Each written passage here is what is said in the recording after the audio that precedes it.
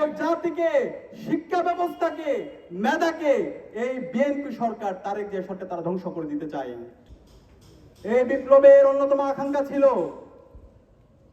চাকরির ক্ষেত্রে কোনো ধরনের কোটা থাকবে না, চাকরির ক্ষেত্রে কমিটির মাধ্যমে, বাণিজ্যের মাধ্যমে কোনো চাকরি হবে না, চাকরি ক্ষেত্রে মামা খালু চাচাদের পরিচয় দিয়ে স্বজন প্রীতির মাধ্যমে কোনো ধরনের নিয়োগ হবে না। কিন্তু আজকে খুবই দুর্ভাগ্যের বিষয়, আজকে জুলাই বিপ্লবের 2 বছর পরে নির্বাচিত সরকার আসার পর আমরা আশা করেছিলাম বিপ্লবের সে আকাঙ্ক্ষাকে তারা ধারণ করবে, কিন্তু আজকে আমরা হতাশ হয়েছি।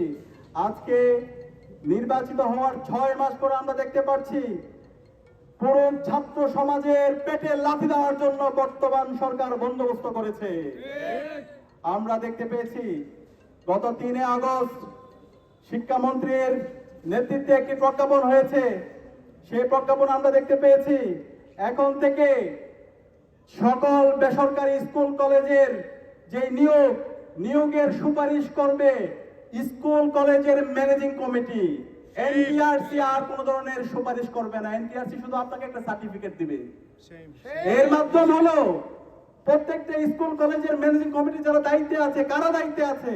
যারা ইতিপূর্বে টেম্পো স্ট্যান্ডে চাঁদাবাজি করেছে, দখলবাজি করেছে, সেই ছাত্র দল, যুব দল, বিএনপির বিভিন্ন পর্যায়ে নেতৃবৃন্দরা তারা আপনার থেকে টাকা নিবে, লক্ষ লক্ষ টাকা নিয়ে মামা চাচা খালো বিভিন্ন পরিচয়ে ওই স্কুল কলেজগুলোতে নিয়োগ দিবে।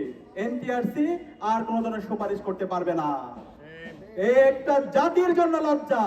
পুরো জাতিকে, শিক্ষা ব্যবস্থাকে, মেধাকে এই বিএনপি সরকার, তারেক জিয়া সরকার তারা ধ্বংস করে দিতে চায়। সুতরাং আমাদেরকে আবার জাগ্রত হতে হবে এই অন্যায়ের বিরুদ্ধে, এই অন্যায্য দাবির বিরুদ্ধে, শিক্ষা ব্যবস্থাকে ধ্বংসের বিরুদ্ধে পুরো ছাত্র সমাজকে আবার ঐক্যবদ্ধ হতে হবে। আমরা কি পারবো ইনশাআল্লাহ?